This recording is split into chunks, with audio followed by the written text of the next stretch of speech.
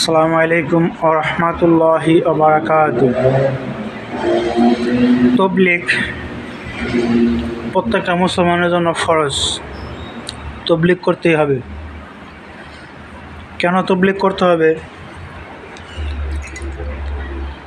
আমি 3-4 মিনিট কথা বলবো, ইনশাআল্লাহ বুঝে আসবে।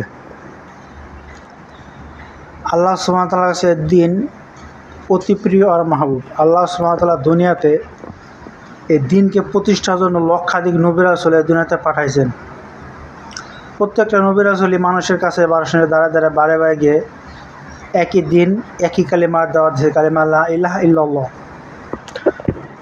আর নবীগণ পয়গম্বরগণ যে কালিমার দাওয়াত দিয়েছেন, এই কালিমার দাওয়াত যারা গ্রহণ করছে তারা দুনিয়ার জমিনে কবুল হয়ে গেছেন,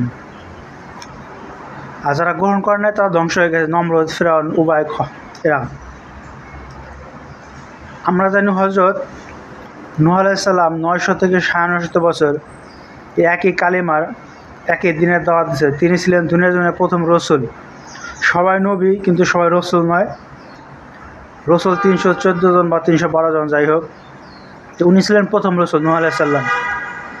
এই নূহ আলাইহিস সালাম 900 থেকে 950 বছর দিনের দাওয়াত দেওয়ার পরে 80 থেকে 82 জন অথবা 83 জন এই দিনকে গ্রহণ করে, কবুল করে, মেনে নেয়।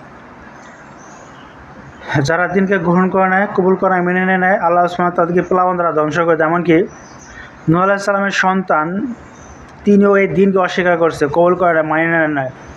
আল্লাহ সুবহানাহু ওয়া তাআলা তাকেও প্লাবন দ্বারা ধ্বংস করে দিয়েছেন।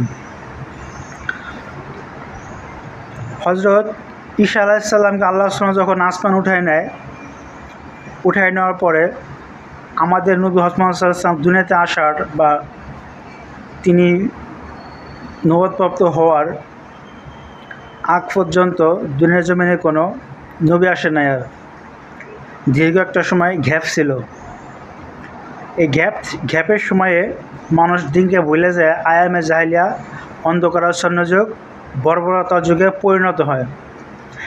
কেন পরিণত হয়?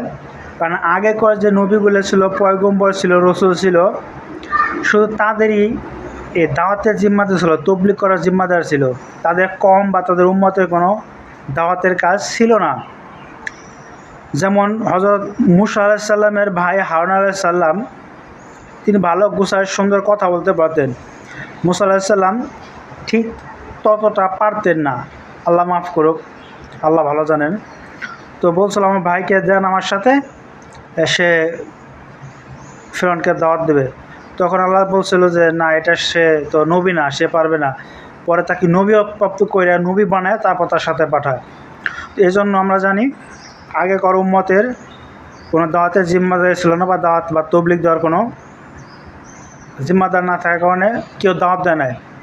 আগে সহিফাগুলো, তাওরাত, জাবর, ইনজিল, বড় কিতাবগুলো ছিল, কিন্তু এই দাওয়াত না থাকার কারণে, এই কিতাব থাকার কারণেও মানুষ দিনকে ভুলে যায়। আয়ামে জাহিলিয়ার যুগ, অন্ধকারাচ্ছন্ন যুগ, বর্বরতার যুগ পরিণত হয়। কতটা খারাপ যুগ ওই সময় ছিল যে কন্যা সন্তান হইলে পারে বাবা তার কন্যা সন্তানকে হত্যা করে ফেলাইতো। একটা গর্ভবতী মহিলা রাস্তাতে হাইটা যাইতেছে, 2 বন্ধু দেখছে। এক বন্ধু বলছে গর্ভে ছেলে হবে, আর এক বন্ধু বলছে মেয়ে হবে। দেখার জন্য, তা তো জানতো না, ওই মহিলাকে ধরতো, পেট ফাটতো, তারপর দেখতো। ছোট্ট একটা মামুলি বিষয় নিয়ে ঝগড়া লাগতো দুইজনের মধ্যে। এই ঝগড়াটা বংশ পরিক্রমায় চলতেই থাকতো, যুগ যুগ ধরে চলতেই থাকতো, প্রতিশোধ নেওয়ার জন্য হইতেই থাকতো যুদ্ধ। এমন একটা খারাপ যুগে পরিণত হয়েছিল। আমার নবী যখন দুনিয়াতে আসেন, নবুয়তপ্রাপ্ত হন, ওই মানুষের দিন হারা, দিন ফোলা, আইএমএ জাহিলিয়াতের যুগের মানুষের দিলের উপরে একই কালিমার দাওয়াত দিতে থাকেন, তাবলীগ করতে থাকেন। তখন ওই দিন হারা, দিন ফোলা, আয়ামে জাহিলিয়াতের যুগের মানুষগুলা কালিমার দাওয়াত পায়, কালিমা গ্রহণ করে এত ভালো মানুষের পরিণত হয়, এত ভালো মানুষের পরিণত হয় যে দুনিয়াতে এত ভালো মানুষ আর কখনো আসবেন না, আলহামদুলিল্লাহ। তাহলে এত খারাপ মানুষ ওই সময় হয়েছিল কেন? কালিমার দাওয়াত ছিল না। আর এত ভালো মানুষ কেন পরিণত হলো এই খারাপ মানুষগুলো? এই দিন ফিরে পাওয়ার কারণে, এই কালিমা গ্রহণ করার কারণে। তাহলে এখন চিন্তা করেন, এই কালিমা দাওয়াত এখন দুনিয়াতে কারা দেবে? নবী নাই দুনিয়াতে। এজন্য নবী বলছেন, আমার তরফ থেকে যা জানো তাই মানুষের মাঝে ছড়াই ছিটাই যাও। দাওয়াত দিয়ে দাও, তবলিগ করো। নবী যখন মারা যায় ওইখানে 16 লক্ষ সাহাবী উপস্থিত ছিল তখন। ওই সাহাবীগুলা বিভিন্ন দেশে এই দিন প্রচারের জন্য চলে যায়। চীনও অনেক সাহাবীর কবর, তো অনেক জায়গায় চলে যায়। মাত্র ওই মদিনাতে 10 থেকে 12,000 সাহাবীর কবর পাওয়া যায়। তাই 16 লক্ষ সাহাবী গেল কোথায়? দিনের জন্য, তবলিগ করার জন্য বাড়িঘর ছেড়ে, সমস্ত ছেড়ে দূরে চলে যায় এই তবলিগ করার জন্য, এই দিনের দাওয়াত দেওয়ার জন্য। এই জন্য উলামা ইকরাম বলে দাওয়াত থাকবে তো দুনিয়া টিকে থাকবে বা দিন থাকবে। দাওয়াত থাকবে তো দিন থাকবে, দিন থাকবে তো দুনিয়া আল্লাহ টিকায় রাখবে। দাওয়াতও থাকবে না, দিনও থাকবে না, দুনিয়া আল্লাহ টিকায় রাখবেন না, ধ্বংস করে দেন, কিয়ামত বানাই দিবেন। কারণ তবলিগ ছিল না, মানুষ দিন ভুলে গেছিল। তবলিগ আইছে, মানুষ দিন ফিরে পাইছে। তো এখন পয়গম্বর নয়, আল্লাহ সুবহানাহু ওয়া তাআলা সূরা আল ইমরান 110 নম্বর আয়াতে বলছে, তোমাদেরকে সর্বশ্রেষ্ঠ জাতি করে দুনিয়াতে পাঠানো হয়েছে, তোমরা মানুষকে সৎ কাজের আদেশ করো, অসৎ কাজের নিষেধ করো। এই জন্য আমাদের উপরে এই তবলিগ করা ফরজ, এই জিম্মাদারি আল্লাহর পক্ষ থেকে আসছে, নবীও দিয়ে গেছেন। এই জন্য আমাদের সবাইকে তবলিগ করতে হবে, দাওয়াত দিতেই হবে। তবলিগ মানেই দাওয়াত, দাওয়াত মানেই কালিমার দাওয়াত, ভালো কথা হোক, মানুষের একটা ভালো উপদেশ হোক, মানুষকে একটা ভালো কথা বলাই তবলিগ ইসলাম সম্পর্কে।